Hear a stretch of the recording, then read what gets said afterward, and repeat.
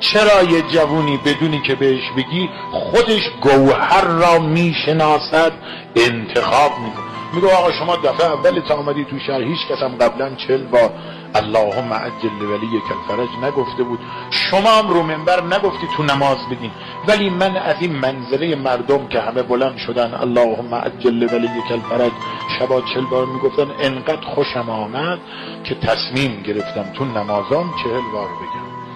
1 سال بیشتر نشد، تو 1 سال من فقیر که هیچی نداشتم از سربازی معاف، بهترین و زیباترین و ثروتمندترین خانواده دخترشونو به من دادن، بهترین خونه این شهر رو خدا به من داد، کاخ این شهره، بهترین ماشین رو خدا به من داد، بهترین جای این شهر تو همین 1 سال خدا به مغازه داده،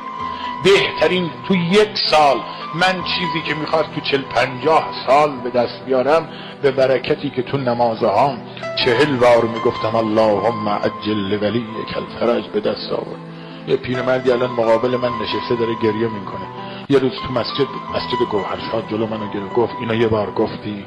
چه کردی چه چیزیه.